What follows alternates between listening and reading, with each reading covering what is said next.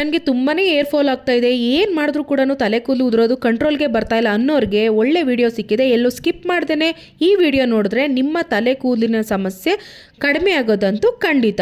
So ಈ ಸ್ಪ್ರೇನ ನಾನು ಯಾವ ರೀತಿ ಮಾಡ್ತಾ ಇದ್ದೀನಿ ಅಂತ ತಿಳ್ಕೊಬೇಕು, ಇದರಿಂದ ಯಾವ ರೀತಿ ಬೆನಿಫಿಟ್ ಅಂತ ತಿಳ್ಕೊಬೇಕು ಅಂದರೆ ವಿಡಿಯೋನ ಎಲ್ಲೂ ಸ್ಕಿಪ್ ಮಾಡ್ದೇ ವಿಡಿಯೋ ನೋಡಿ. ಮೊದಲು ಈ ಸ್ಪ್ರೇನ ಮಾಡೋದು ಯಾವ ರೀತಿ ಅಂತ ನೋಡೋಣ ಬನ್ನಿ. 1 ಸ್ಪೂನು ಕರಿ ಜೀರಿಗೆ ತೊಗೊತಾ ಇದ್ದೀನಿ. 2 ಸ್ಪೂನ್ ಆಗೋಷ್ಟು ನಾನು ರೋಸ್ಮೆರಿ ತೊಗೊತಾ ಇದ್ದೀನಿ. ಆನ್ಲೈನಲ್ಲಿ ಸಿಗುತ್ತೆ, ನೀವು ಹೋಗಿ ಬೈ ಮಾಡ್ಬೋದು. 2.5 ಸ್ಪೂನಷ್ಟು ಅಕ್ಕಿ ತೊಗೊತಾ ಇದ್ದೀನಿ, ಯಾವುದಾದ್ರೂ ತೊಗೊಬೋದು. 1.5 ಸ್ಪೂನಷ್ಟು ಮೆಂತ್ಯ ತೊಗೊತಾ ಇದ್ದೀನಿ. ಒಂದು ದೊಡ್ಡದು ಚಕ್ಕೆ, 3 ಲವಂಗ ತೊಗೊತಾ ಇದ್ದೀನಿ. ಇದಾದಮೇಲೆ ನಾನು ಕರಿಬೇವು ತೊಗೊತಾ ಇದ್ದೀನಿ. ಹಸಿ ಕರಿಬೇವು ಸಿಕ್ಕಿದ್ರೂ ಒಳ್ಳೆಯದು, ತೊಗೊಬೋದು, ಏನೂ ತೊಂದರೆ ಇಲ್ಲ. 2 ಬೆಟ್ಟದ ನೆಲ್ಲಿಕಾಯಿನ ಸಣ್ಣಗೆ ಪೀಸ್ ಮಾಡಿ ಇಟ್ಕೊತಾ ಇದ್ದೀನಿ. ಇದೆಲ್ಲ ಸೇರಿಸಿ ಒಂದು ಬಟ್ಲಲ್ಲಿ ಹಾಕ್ಕೊಂಡು 2.5 ಲೋಟದಷ್ಟು ನಾನು ನೀರನ್ನ ಹಾಕ್ಕೊಂಡು ಓವರ್ ನೈಟು ಕ್ಲೋಸ್ ಮಾಡಿ ಬಿಡ್ತೀನಿ. ಒಂದ್ಸತಿ ನೀಟಾಗಿ ಮಿಕ್ಸ್ ಮಾಡಿ ಅದನ್ನ ಓವರ್ ನೈಟು ಕ್ಲೋಸ್ ಮಾಡಿ ಬಿಟ್ಬಿಟ್ರೆ ಅದ್ರ ಸಂಪೂರ್ಣವಾದ ಸಾರಾಂಶ ಬಿಟ್ಟಿರುತ್ತೆ. ಬೆಳಗ್ಗೆ ಎದ್ದು ಮತ್ತೆ ಒಂದ್ಸತಿ ತಿರುಗಿಸ್ಬಿಟ್ಟು ಅದನ್ನ ನಾವು ಕುದಿಯೋಕೆ ಇಡಬೇಕು. ಎಷ್ಟು ನಿಮಿಷ ಅಂದರೆ ಸರಿ ಸುಮಾರು 10 ನಿಮಿಷ ಇದನ್ನ ಸಣ್ಣ ಉರಿಲಿ ಚೆನ್ನಾಗಿ ಕುದಿಸ್ಕೊಬೇಕು. ಆವಾಗ ಸಂಪೂರ್ಣವಾಗಿರೋ ಅದ್ರದ್ದೆಲ್ಲ ಸಾರನೂ ಬಿಟ್ಟಿರುತ್ತೆ. ನೋಡ್ರಿ, ಈ ರೀತಿ ಅನ್ನ ಎಲ್ಲ ಬೆಂದಿರುತ್ತಲ್ವ ಅಲ್ಲಿ ತನಕ ನೀವು ಕುದಿಸ್ಕೊಬೇಕು. ಅದಾದಮೇಲೆ ನೀಟಾಗಿ ಒಂದರಲ್ಲಿ ಸೋಸ್ಕೊಂಬಿಡಿ.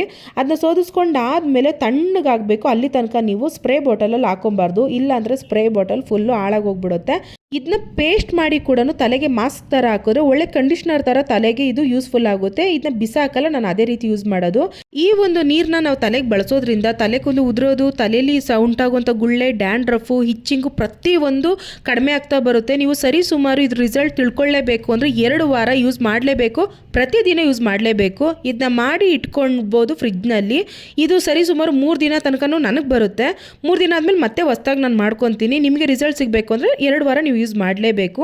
ಸ್ಪ್ರೇ ಬಾಟಲ್ ಇಲ್ಲ ಅನ್ನೋರು ಹತ್ತಿಯಲ್ಲಿ ಕೂಡ ಬುಡಕ್ಕೆ ಹಾಕಿ ಮಸಾಜ್ ಮಾಡ್ಬೋದು. ಪ್ರತಿನಿತ್ಯ ನಾನು ಯಾವ ರೀತಿ ಇದನ್ನ ನಾನು ತಲೆಗೆ ಬಳಸ್ತೀನಿ ಅಂತ ನಿಮಗೆ ತೋರಿಸ್ಕೊಡ್ತಾ ಇದ್ದೀನಿ, ನಿಮ್ಗೆ ಯೂಸ್ ಆಗುತ್ತೆ ಅಂತ.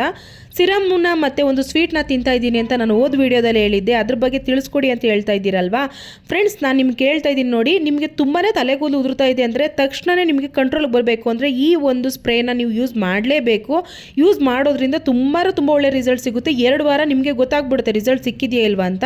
ತಲೆಗೆ ಸ್ನಾನ ಮಾಡಬೇಕಾದ್ರೆ ನೀವು ಯಾವ ಶಾಂಪು ಯೂಸ್ ಮಾಡ್ತೀರಾ ಅದರಲ್ಲಿ ಈ ನೀರೊಳಗಡೆ ಆ ಶಾಂಪೂನ ಮಿಕ್ಸ್ ಮಾಡಿಕೊಂಡು ತಲೆಗೆ ಸ್ನಾನ ಮಾಡೋದ್ರಿಂದನೂ ತಲೆ ಕೂದಲು ಉದುರೋದು ಕಂಟ್ರೋಲ್ಗೆ ಬರುತ್ತೆ. ಸೊ ಈ ರೀತಿ ನಾನು ನೋಡಿ ಯಾವ ರೀತಿ ಭಾಗ ಮಾಡಿಕೊಂಡು ಸ್ಪ್ರೇ ಮಾಡ್ತಾ ಇದ್ದೀನಿ, ನೀವು ಅದೇ ರೀತಿಯಲ್ಲಿ ಹತ್ತಿಲು ಕೂಡ ಅಪ್ಲೈ ಮಾಡ್ಕೊಬೋದು. ಸಿಂಪಲ್ ಆಗಿ ಹೇಳಬೇಕು ಅಂದರೆ ನಾವು ತಲೆಗೆ ಸ್ನಾನ ಮಾಡಿದಾಗ ಎಷ್ಟು ಮಟ್ಟಿಗೆ ತಲೆ ನೆನೆಯುತ್ತೋ ಅಷ್ಟು ಮಟ್ಟಿಗೆ ತಲೆ ನೆನಿಬೇಕಿದು. ನೆಂದಾದ್ಮೇಲೆ ನಿಧಾನಕ್ಕೆ ಮಸಾಜ್ ಮಾಡ್ಕೊಬೇಕು. ಮಸಾಜರ್ ಇದ್ರೆ ಅದರಲ್ಲಾದರೂ ಮಾಡ್ಕೊಳ್ಳಿ, ಇಲ್ಲ ಬೆರಳಿಂದಾದರೂ ಮಾಡ್ಕೊಳ್ಳಿ. ಅದಾದಮೇಲೆ ನಿಧಾನಕ್ಕೆ ಬಾಚಬೇಕು, ಹಿಮ್ಮುಖವಾಗಿ ಬಾಚಬೇಕು. ಹಿಮ್ಮುಖವಾಗಿ ತಲೆ ಕೂದಲನ್ನು ನಾವು ಬಾಚೋದ್ರಿಂದ ತಲೆ ಕೂದಲಿನ ಬುಡ ತುಂಬ ಸ್ಟ್ರಾಂಗ್ ಆಗುತ್ತೆ. ತಲೆ ಕೂದಲು ಏನಾದರೂ ಇನ್ ಕೇಸ್ ಅಲ್ಲಿ ಉದುರಿದ್ರೆ ಆ ಜಾಗದಲ್ಲಿ ಚಿಕ್ಕ ಪುಟ್ಟ ಬೇಬಿ ಹೇರ್ ಬರೋಕ್ಕೆ ಅನುಕೂಲ ಆಗುತ್ತೆ. ಏರ್ ಫಾಲ್ ಕಡಿಮೆ ಆಗಿ ತಲೆ ಕೂದಲು ಬೆಳವಣಿಗೆ ಆಗಬೇಕು ಅಂದ್ಕೊಂಡಿರೋರು ನಾನು ಹಾಕೋ ಪ್ರತಿಯೊಂದು ಟಿಪ್ಸ್ನೂ ನೀವು ಫಾಲೋ ಮಾಡ್ಕೊಂಡು ಹೋದರೆ ನನ್ನ ತಲೆ ಕೂದಲಿನ ಆರೈಕೆ ಜೊತೆ ನಿಮ್ಮ ತಲೆ ಕೂದಲಿನ ಆರೈಕೆ ಕೂಡ ಆಗುತ್ತೆ. ರಿಸಲ್ಟು ನಮ್ಮಿಬ್ಬರಿಗೂ ಗೊತ್ತಾಗುತ್ತೆ.